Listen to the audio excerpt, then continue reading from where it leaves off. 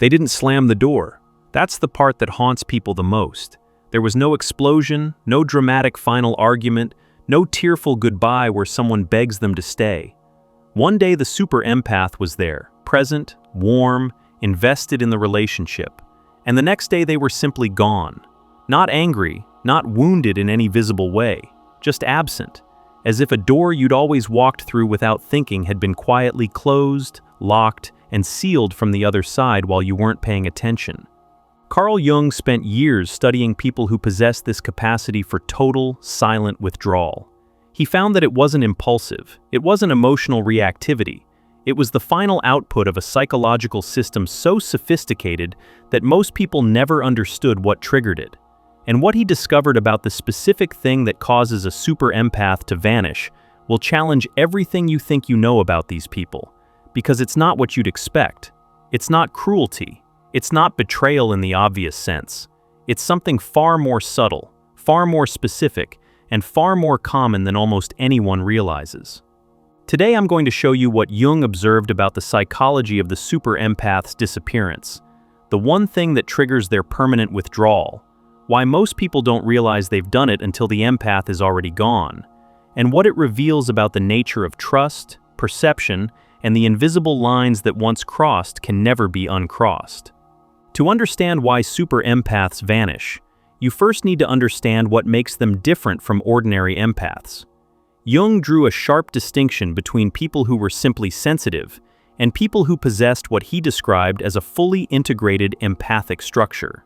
Regular empaths feel deeply, they absorb emotions, they struggle with boundaries, they get overwhelmed in crowds and drained by difficult people. And while that sensitivity is real and often painful, it operates primarily on the emotional level. Super empaths are something else entirely. Jung found that these individuals had moved beyond raw emotional absorption into a state he would have associated with advanced individuation, the process of becoming psychologically whole. They hadn't just developed sensitivity, they had integrated it. Their shadow work was substantial. Their self-awareness was almost unsettling in its accuracy, and their capacity to perceive others operated not just on the feeling level, but on the structural level. They didn't just sense your emotions, they perceived your patterns, your defenses, your motivations, the architecture beneath your personality. This meant super empaths understood people at a depth that most people never experience being understood. They saw through performances without being threatened by them. They recognized wounds without needing to fix them. They perceived shadow material without judging it. And this created something extraordinary in relationships, a quality of being truly seen that people found almost addictive. People in relationships with super empaths often describe the experience as unlike anything else in their lives. They felt known, not just liked or loved, known. The super empath perceived them beneath their persona, beneath their defenses, and still chose to be present. That combination of deep seeing and continued intoxicating is psychologically intoxicating. Most people go their entire lives without experiencing it. But here's what Jung noticed that disturbed him. This very capacity for deep perception and acceptance contained within it the mechanism for the super empath's eventual departure. Because the super empath wasn't just seeing you clearly, they were also gathering data. Not consciously, not maliciously. Their nervous system was constantly processing information about the structural integrity of the relationship itself. Every interaction was being assessed not just emotionally but architecturally. Is this person honest with themselves? Are they growing? Is this dynamic reciprocal? Does this person see me with even a fraction of the clarity I see them?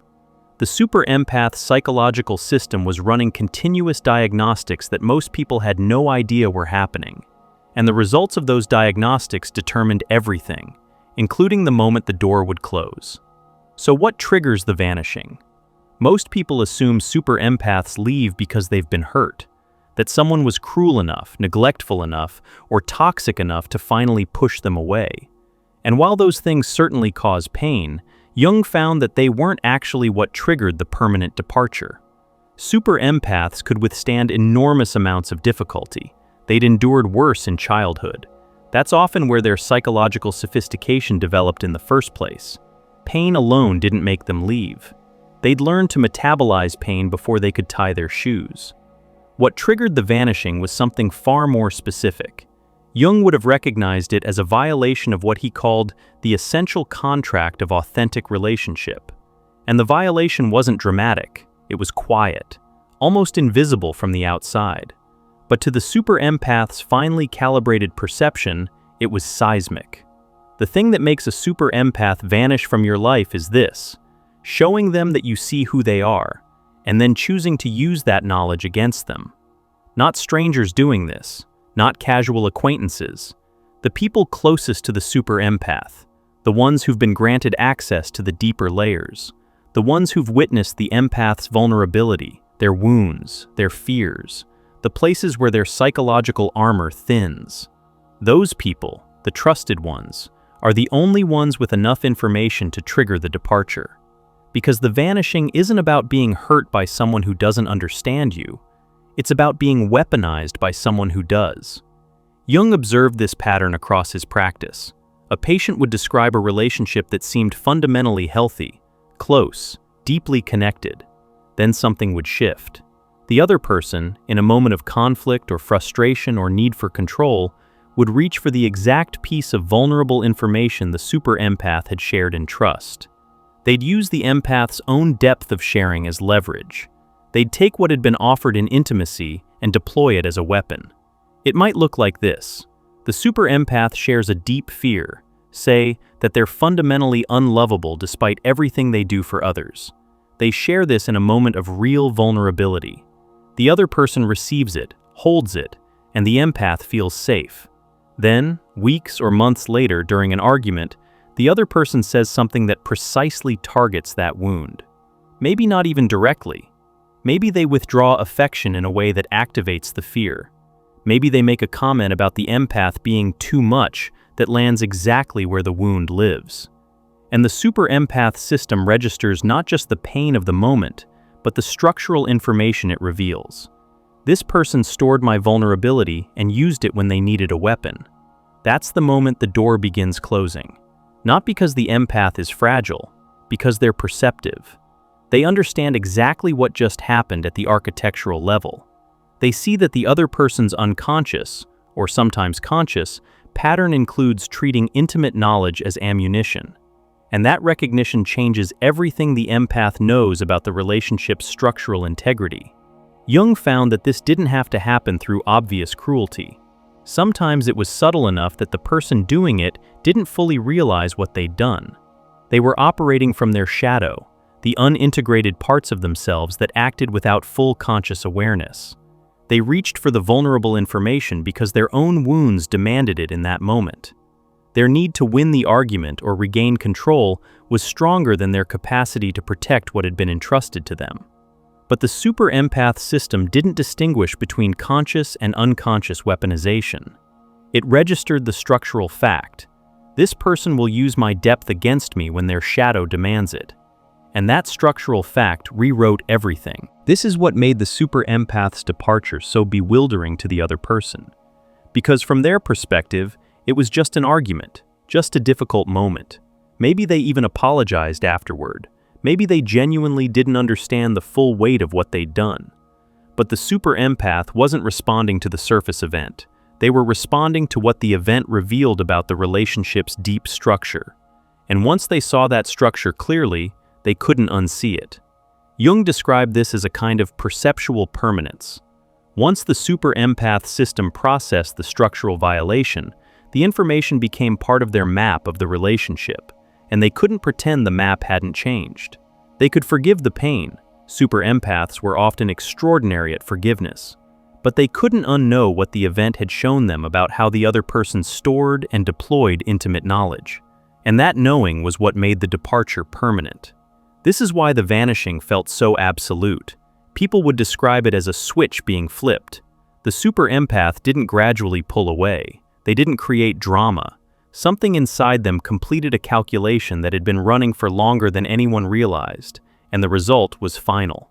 Not because they were cold, but because their perception was total. Once they saw the full picture, there was nothing left to negotiate. And here's the part that confused people most. The super-empath didn't always leave immediately after the triggering event. Sometimes weeks passed, sometimes months. The other person thought the conflict had been resolved. Things seemed normal. The empath was still present, still warm, still engaged. But what was actually happening during that period was something Jung would have recognized as the empath system completing its assessment, running final diagnostics, looking for counter-evidence, hoping to find proof that what they perceived was wrong.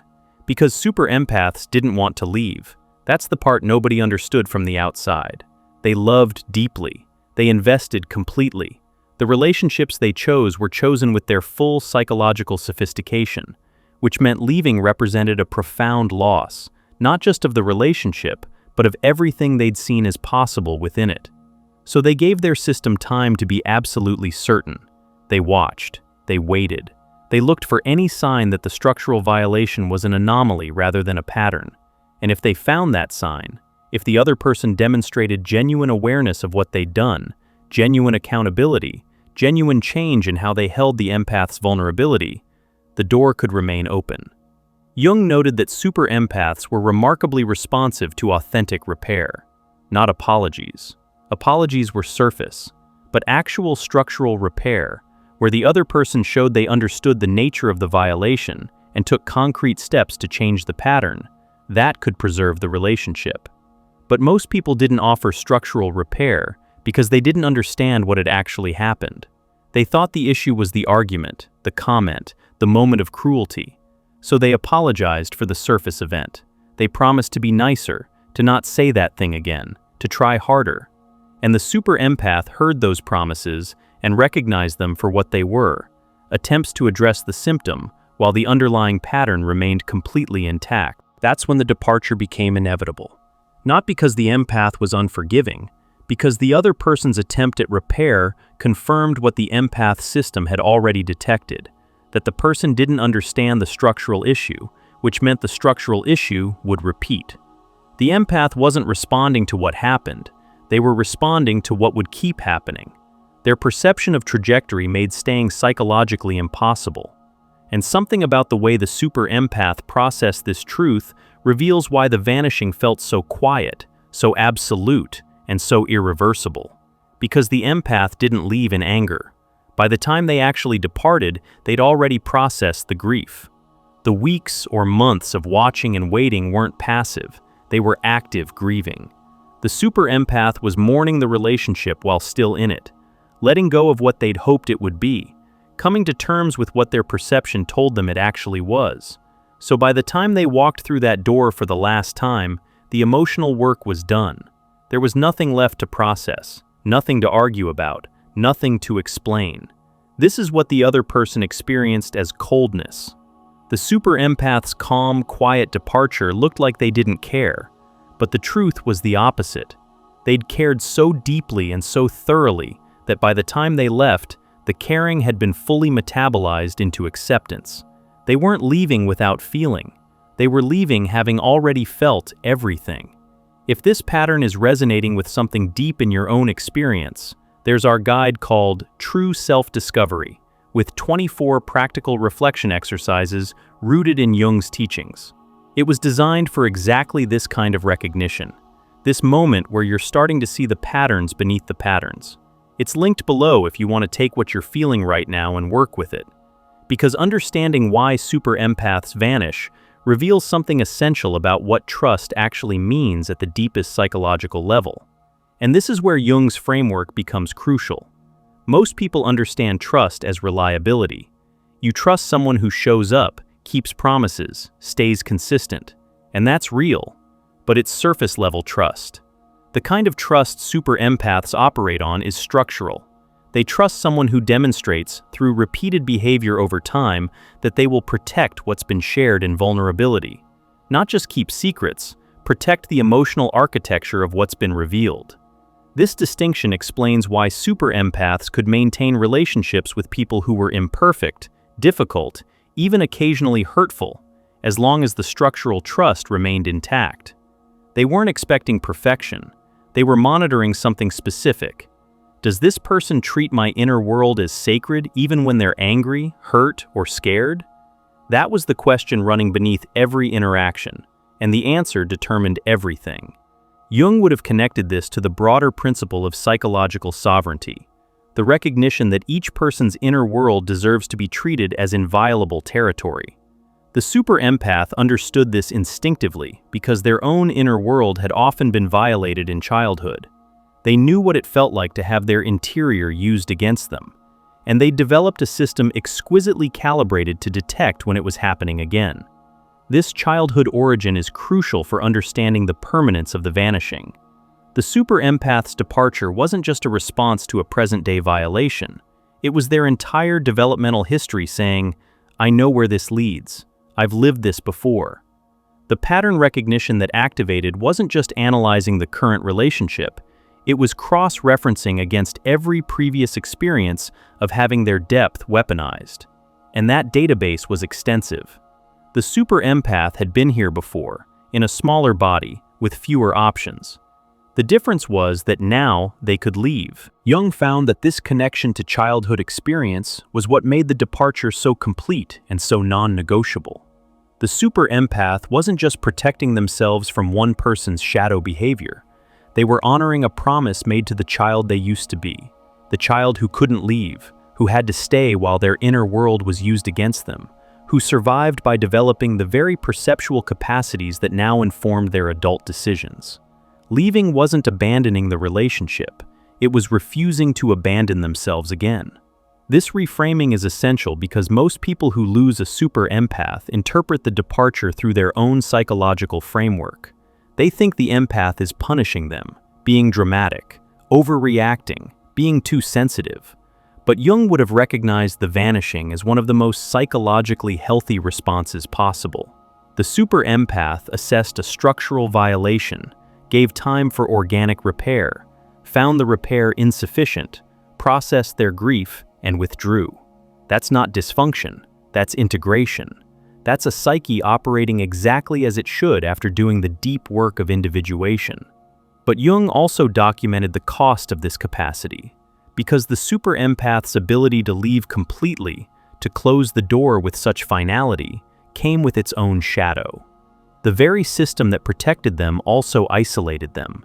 Each departure, no matter how necessary, carried accumulated grief, not just for the individual relationship, but for the pattern itself. The recognition that their depth of perception seemed to inevitably lead to loss, that seeing clearly meant seeing things that required them to leave. Some superempaths began to question whether the problem was their perception itself. Maybe they were too perceptive. Maybe they should learn to ignore what they saw. Maybe normal people were happier precisely because they didn't register these structural violations. And this questioning, this temptation to dim their own perception for the sake of connection, was what Jung considered the superempath's greatest danger. Because a superempath who learns to override their perception doesn't become happier. They become sick. Their system still registers the violations, still processes the structural information, but now there's nowhere for that information to go. It turns inward, creates anxiety, depression, physical illness, chronic exhaustion. The body keeps perceiving what the mind has decided to ignore, and over time, this internal contradiction can be more destructive than any external relationship. Jung was adamant that the superempath's perception was not the problem. The perception was accurate. The departures were appropriate. The system was working as designed. The problem was the scarcity of people who could hold what the superempath offered without eventually weaponizing it. And this points to something uncomfortable that Jung observed about human psychology in general. Most people, when given access to someone's deep vulnerability, will eventually use it during their own moments of psychological distress. Not because they're evil, because their shadow is unintegrated. When their own wounds get activated, when they feel threatened, abandoned, inadequate, out of control, they reach for whatever gives them leverage. And the intimate knowledge shared by someone who trusts them completely is the most powerful leverage available. This is why Jung connected the superempath's experience to his broader understanding of shadow work. The people who triggered the vanishing weren't monsters. They were people with unintegrated shadows who, in moments of activation, reverted to primitive psychological strategies. The superempath's nervous system recognized this reversion and responded accordingly, not with judgment, with architectural certainty that the foundation had proven unstable. So, what does this mean for the people who lose superempaths?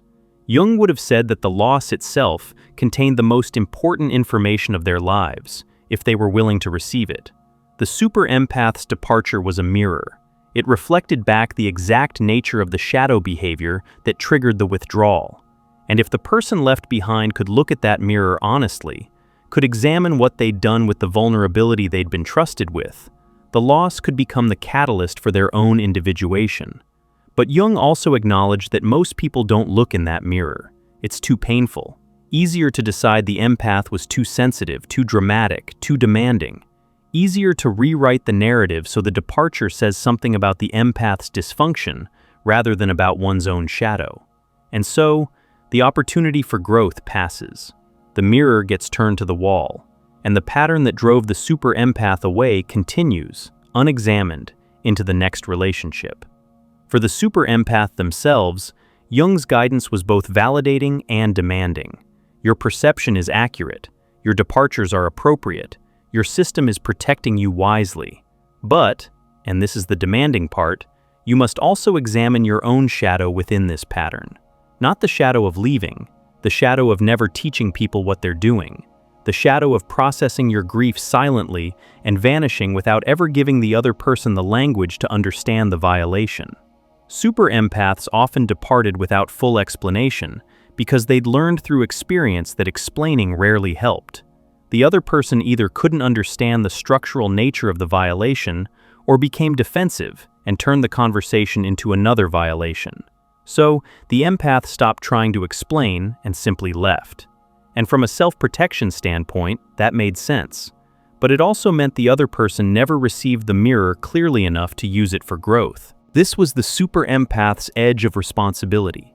Not to stay in damaging dynamics for the sake of educating someone, but to consider whether a clear, final communication before departure might serve both people's development. Not an argument, not an accusation. A clear statement of what was perceived and why the relationship could no longer continue. Jung would have called this a conscious completion rather than a silent withdrawal, and he observed that superempaths who practiced conscious completion often found their departures less haunting, their grief cleaner, their subsequent relationships healthier. But he was also clear that this was a practice, not an obligation. Some dynamics were too unsafe for conscious completion. Some people had proven too defensive or too weaponizing for honest communication to be wise. The superempath's first responsibility remained self-protection. Everything else was secondary. What Jung ultimately understood about the superempath's vanishing was that it represented one of the most sophisticated psychological responses in human behavior. It wasn't reactive. It wasn't emotional. It was the final output of a system that perceived deeply, assessed structurally, grieved thoroughly, and then acted decisively. The silence of the departure wasn't emptiness. It was the sound of someone who had already said everything internally that needed to be said, and found that what remained was simply the act of walking through a door and not turning around. If you've been on either side of this door, if you've vanished and wondered whether you were justified, or if someone vanished on you and you never understood why, what Jung observed about this pattern holds something valuable. For the superempath, it holds validation that your departures aren't dysfunction. They're the expression of a perceptual system that works exactly as it should, protecting you with a precision that most people can't comprehend. Your willingness to lose the relationship rather than lose yourself is not coldness. It's the deepest form of self-respect. For the person left standing on the other side of that closed door, it holds an invitation, not to chase the empath. That door is closed for reasons your shadow doesn't want you to examine, but to look honestly at what happened, to ask yourself what you did with the vulnerability you were trusted with, to examine whether in your moments of activation you reached for intimate knowledge and used it as leverage. Because if you can see that pattern clearly, if you can integrate that shadow honestly, you won't just understand why the empath left. You'll become the kind of person a superempath doesn't need to leave. That's what sits on both sides of the door the superempath closes. On one side, the quiet dignity of someone who chose themselves after a lifetime of choosing everyone else. On the other side, a mirror that most people refuse to look into. Jung spent decades trying to help people on both sides, helping the empath trust their perception without guilt, helping the other person face their shadow without deflection, and understanding that the closed door between them, while painful, contained exactly the information both people needed for their next stage of psychological development. The superempath's vanishing is not the end of a story. It's an invitation, offered in silence, to finally see what was always there. Whether anyone accepts that invitation is up to them. But the door, once closed by a superempath who has completed their grieving while still standing beside you, will not reopen for apologies or promises or performances of change. It reopens only for the real thing, and the real thing is rarer than most people want to admit. If this felt like it was describing something you've lived through from either side of that door, there's our guide called True Self-Discovery, built around 24 reflection exercises drawn from Jung's teachings, designed to help you see your own patterns with the kind of clarity this work demands. It's linked below.